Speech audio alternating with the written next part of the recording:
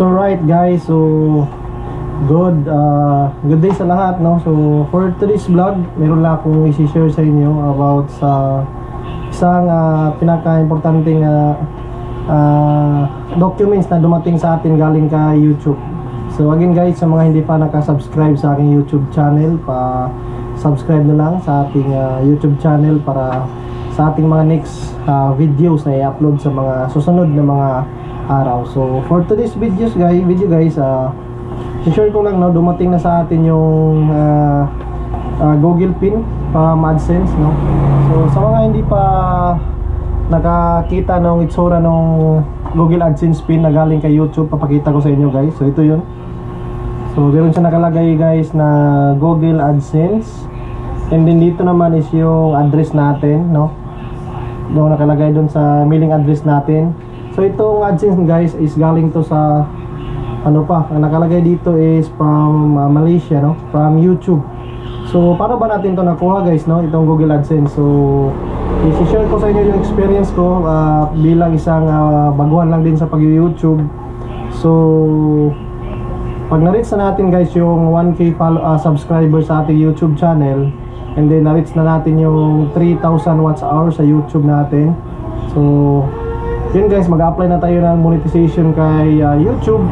And then pag na-approve tayo guys kay YouTube, mag-notify naman sa YouTube sa Gmail natin, sa email natin na approve na tayo for monetize na tayo sa YouTube channel natin. So mag-start na guys yung ating earnings, no. Mag-start na ating earnings, and makikita natin doon sa ating YouTube Creator Studio yung ating earnings. So upload lang tayo ng upload guys ng mga videos sa ating YouTube channel, kasi pag na-monetize na tayo guys sa YouTube, meron na tayong earnings. And paano ba guys makukuha natin itong AdSense na to, no? So ang minimum naman ito guys para makuha natin guys is kailangan natin maka-earn ng $10, no, na threshold ni YouTube para makapag-apply tayo ng Google AdSense Pin. So again guys, kailangan natin maka-reach ng $10 sa ating earnings bago tayo makapag-apply ng Google AdSense Pin kay YouTube. So again, pag na-monetize na tayo guys, so yun nga sinasabi ko, mag-upload lang tayo. Kasi based din sa experience ko bilang isang bago lang din sa pag-YouTube, nag-apply ako dito guys is last year pa, nung December, no? December ako nag-apply nito. And then nakuha natin last month lang. So almost 4 to 5 months siya bago dumating. So nagdidepende kasi yan guys dun sa lugar, no, sa area, kung meron tayong mga post office, no. Yun. So yun nga, kailangan natin maka-reach guys ng $10 na earnings sa ating YouTube channel para makapag-apply tayo ng Google AdSense Pin.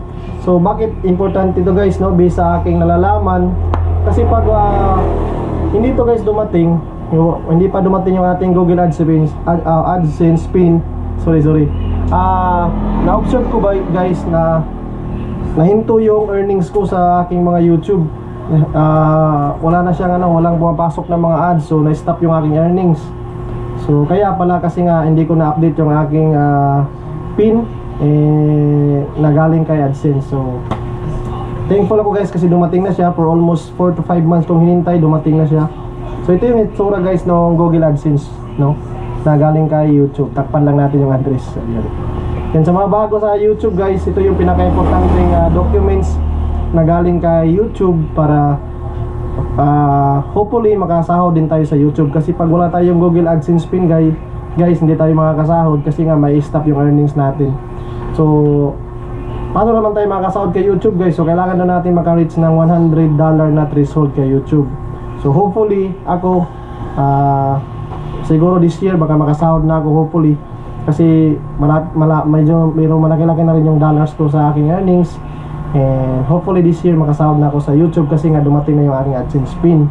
So napaka-importante nito guys, itong AdSense Pin sa ating mga nag-YouTube. Hindi lang sa mga baguhan tulad ko guys, pati dun sa mga sikat na nag-YouTube, talagang dumaan din sila dun, no. Mahirap talagang dumating itong ating pin. So hintay lang tayo ng hintay. Huwag lang tayo mag-stop ng pag-upload ng ating mga video sa YouTube, kasi tuloy-tuloy lang din naman yung earnings natin as long as meron na tayong na-update natin yung ating address sa ating pin. So tuloy-tuloy na yung ating earnings. So ito guys, sinishare ko lang din based din sa aking experience. So iwan ko lang sa iba, pero sa experience ko kasi guys, nakuha ko to is 4 to 5 months. So pinuntahan ko talaga siya guys sa post office kasi wala namang nagde-deliver sa amin ng mga kartero. So pinuntahan ko dun sa post office kasi nag-email na sa akin yung YouTube na na-mail na nila yung aking PIN. So wala pa rin dumadating, so nag-decide ako na puntahan ko dun sa post office. So thankful ako kasi nakuha ko na guys yung ating Google AdSense PIN. Yun, papakita ko lang sa inyo, no, para dun sa mga nag-YouTube na wala pang hindi pa sila nakakuha ng kanilang PIN. So sipag lang kayo guys, sipag ng sipag. And then pag naka-earn na kayo ng $10, apply kayo nito guys, kasi mag-email naman si YouTube kung pwede na kayo mag-apply ng Google AdSense PIN. So pag nakuha nyo na ito guys, hintayin nyo lang mga siguro 3 to 4 months, no, depende sa lugar. So pag nakuha nyo na ito guys, yun na, medyo ganado na tayo mag-upload kasi nga tuloy-tuloy na yung ating earnings, no? Hindi na siya mag-stop. So babalik yung ating earnings sa ating mga uploads, and hopefully makaabot tayo ng $100 threshold and makapag-sahod na tayo sa ating YouTube. So yun lang guys, shinare ko lang sa inyo yung itsura ng Google AdSense, no, na galing kay YouTube, para dun sa mga wala pang ganito or nag-apply pa na hindi pa dumating. So ito yung itsura niya guys. Yan. So pag binuksan mo to guys, andito sa loob yung ating PIN ng ating YouTube account. So hindi ko na ipapakita sa inyo yung loob kasi meron tayong privacy, no? So yun lang guys. So salamat sa panonood ng aking videos, aking vlog. And sinare ko lang yung aking experience guys. Hindi ako talaga expert sa mga ganito, but syempre bilang isang baguhan sa pag-YouTube, thankful ako kasi nga dumating na yung aking PIN. Ito yung pinaka-importanting documents ni YouTube guys, para sa ating mga nagbablog sa YouTube. So yun lang guys, salamat sa panonood. And syempre huwag nyo kalimutang i-subscribe yung aking YouTube channel. And syempre kita-kits sa ating mga next vlog. Again, ito yung ating Google AdSense PIN. So thank you sa YouTube kasi nga dumating na yung ating PIN. And God bless sa lahat guys. Kita-kits sa ating mga next vlog. Thank you.